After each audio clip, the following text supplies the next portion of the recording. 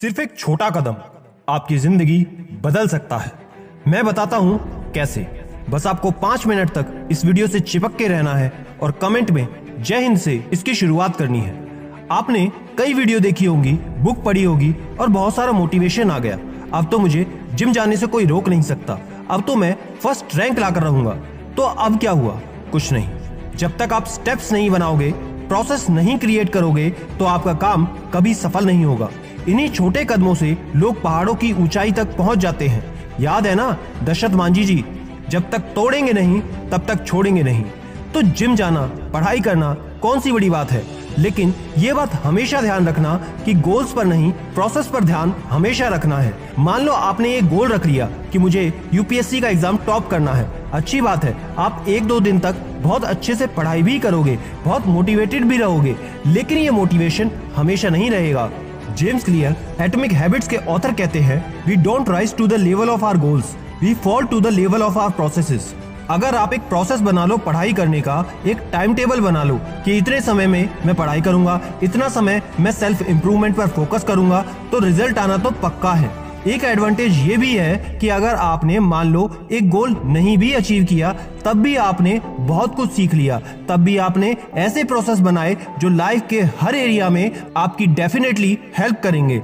आप इस तरह से सोचें कि आपके पास 2 दोस्त हैं, एक प्रोसेस ओरिएंटेड और दूसरा गोल ओरिएंटेड। दोनों को आप अच्छे से जानते हैं। एक के पास बहुत बड़ा गोल है यूपीएससी क्लियर करने का, ऑल इंडिया रैंक 1 लाना, समाज सेवा करना, लेकिन एक्शंस कुछ भी नहीं है। वहीं दूसरा दोस्त है, उसके पास कोई बड़ा गोल नहीं है, लेकिन उसके पास एक प्रोसेस है स्टडी करने का, रिवीजन को प्रॉपरली करने का, और उन पर वो डेली काम भी करता है। अब आप खुद बताओ कौन से दोस्त के रिजल्ट अच्छे आने की संभावनाएं ज्यादा है, पहले या दूसरे?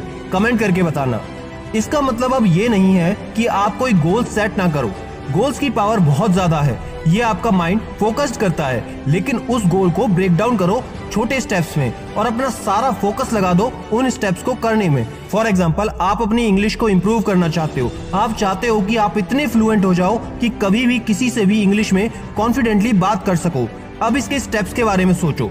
सिर्फ 2 मेजर चीज है, इनपुट और आउटपुट। इनपुट, आप कितना इंग्लिश को कंज्यूम करते हो। अपने गोल्स को अचीव करने के लिए क्या प्रोसेस बना सकते हो। आप हर दिन 30 मिनट इंग्लिश मूवी देखना बिना सबटाइटल के। कुछ ना समझ आए तो फिर से सुन लिया, अपने दिमाग को फोकस किया इंग्लिश में हर चीज को समझने के लिए। दूसरा प्रोसेस आउटपुट, आप बोलने की कितनी प्रैक्टिस करते हो। आप हर रोज 30 मिनट कैमरा ऑन करके अपने फेवरेट टॉपिक पर बात करो। कुछ नहीं समझ आ रहा क्या बोलना है तो उसे नोट कर लो और बाद में सर्च करो। बन गए 2 प्रोसेस इंग्लिश सीखने के। अब अगर गोल पर फोकस ना करके प्रोसेस पर फोकस करो, हर दिन सिर्फ ये 2 चीज कर लो, तो क्या आप अपना गोल अचीव नहीं करोगे? लेकिन एक बहुत बड़ा ट्रैप है यहाँ, इसलिए मैंने शुरू से कहा था कि छोटे कदम लो। आप सोचोगे कि चलो हर दिन मैंने 4 घंटे आउटपुट पर फोकस किया और 4 घंटे इनपुट पर भी, लेकिन अभी भी रिजल्ट 0 है। लेकिन याद रखना, एक दिन सीधा टॉप पर जाओगे तो ये हैबिट आप कभी स्किप नहीं करोगे। 0 से शुरू करके 30 मिनट पर आओ।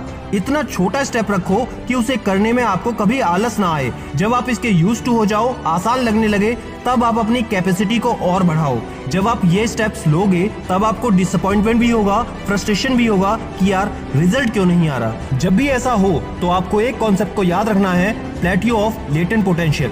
जब भी हम इम्प्रूव करना शुरू करते हैं तो शुरुआत में प्रोग्रेस बहुत धीरे होता है, लेकिन धीरे धीरे यही स्टेप्स एक दूसरे को ऐड होने लगते हैं और आपको पता भी नहीं चलता कि आप कब इतने अच्छे हो गए इन स्किल्स में। Patience is the key. लेकिन एक चीज है जो प्रोसेस से भी ज्यादा पावरफुल है, वो है आइडेंटिटी। एक स्मोकर और नॉन स्मोकर में क्या डिफरेंस होता है? उनकी आइडेंटिटी। अगर कोई स्मोक करता है और उसे छोड़ने की कोशिश करता है तो हर बार उसे अपनी विल पावर का यूज करना पड़ता है। कोई सिगरेट अगर ऑफर करता है तो उसे क्रेविंग होती है, लेकिन तब भी उसे मना करना पड़ता है। अगर कोई नॉन स्मोकर है, उसे जितनी भी बार आप सिगरेट ऑफर कर दो वो नहीं लेगा, क्योंकि उसकी आइडेंटिटी है कि मैं स्मोकर नहीं हूँ। यही आइडेंटिटी का डिफरेंस होता है रोज पढ़ाई करने में या कॉन्टिन्यूसली जिम जाने में। टॉपर सोचते हैं कि मैं टॉपर हूँ, मैं तो पढ़ाई करूंगा ही। फेलियर सोचते हैं कि मैं फेलियर हूँ, मैं पढ़ाई करूंगा तो भी मार्क्स नहीं आएंगे। तो कैसे चेंज करें अपनी आइडेंटिटी को? तो सबसे पहले आप डिसाइड करें कि हम किस टाइप के इंसान हैं, फिर अपने आप को प्रूव करें। यहीं पर आता है टाइमिंग हैबिट्स का कॉन्सेप्ट। इंग्लिश वाला एग्जांपल लेते हैं। अगर किसी को इंग्लिश सीखनी है तो उसकी आइडेंटिटी होती है I am fluent in English. अब ये चीज आपको प्रूव करनी होगी हर दिन 15 मिनट इंग्लिश में बात करके। वो जितना ज्यादा ये करता जाएगा उसकी आइडेंटिटी वही बनती जाएगी और फिर वो अपना गोल आसानी से अचीव कर लेगा। अब आप सोच रहे होंगे कि यार मैं तो इतना बेकार हूँ कि टाइमिंग हैबिट पर भी स्टिक नहीं कर पाता। सिर्फ 15 मिनट ही इंग्लिश बोलना है, सिर्फ 10 मिनट ही वॉक करना है और मैं इतना भी नहीं कर पाता। इसमें आपकी गलती नहीं है, क्योंकि आप जो भी हैबिट्स बना रहे हो उसमें ये 4 क्वालिटीज नहीं है। पहला ऑब्वियस, दूसरा अट्रैक्टिव, तीसरा इजी, चौथा सेटिस्फाइंग। अगर कोई नई हैबिट में ये 4 क्वालिटीज नहीं है तो बिहेवियर चेंज नहीं हो सकता। फॉर एग्जाम्पल, आप हर रोज सुबह दांत को ब्रश करते हैं। क्यों? क्योंकि उसमें ये 4 क्वालिटीज है। पहला, ये ऑब्वियस है, सुबह उठकर दांत ब्रश करो। अट्रैक्टिव है क्योंकि ये करके आप फ्रेश फील करोगे। इजी है, कोई मेहनत नहीं लगेगी इसे करने में। और सेटिस्फाइंग है क्योंकि ये करके आप अपना दिन शुरू कर सकते हैं। दोस्तों, साइंटिफिक लैंग्वेज में हम इन 4 वर्ड्स को क्यू, क्रेविंग, रिस्पॉन्स और रिवॉर्ड कह सकते हैं। ये फॉर्म करता है एक हैबिट लूप। कोई भी नई हैबिट को फॉर्म करने के लिए आपको यही फॉर्मूला यूज करना है। एक हैबिट लेते हैं गिटार, प्रैक्टिस क्यू होता है। कोई भी सिग्नल एनवायरनमेंट है जो आपको आपकी हैबिट करने के लिए याद दिलाता है। ये जो सिग्नल एनवायरनमेंट है ये टाइम, लोकेशन, फीलिंग कुछ भी हो सकता है।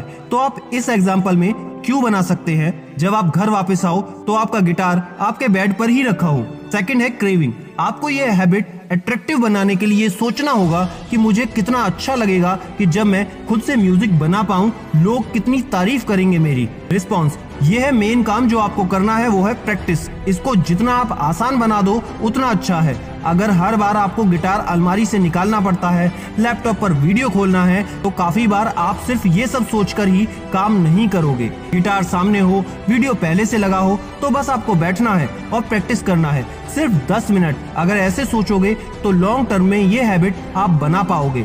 रिवॉर्ड, अपने लिए कोई रिवॉर्ड सेट कर लो जो आपको अच्छा फील कराए।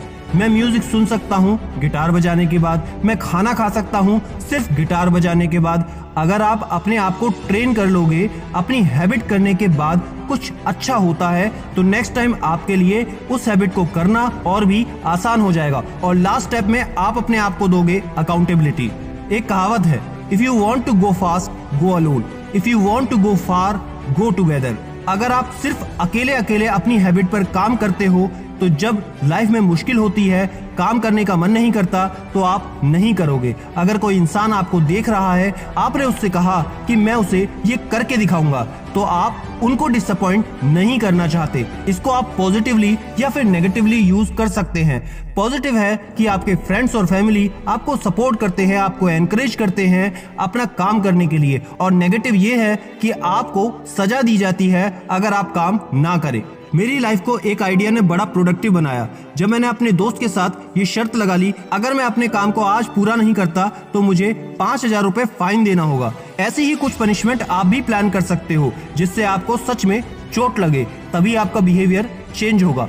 अकाउंटेबिलिटी के बहुत सारे तरीके हैं, पैसे का, फाइन का, सोशल एम्बेरसमेंट या फिर पॉजिटिव फीलिंग, किसी की तारीफ सुनना।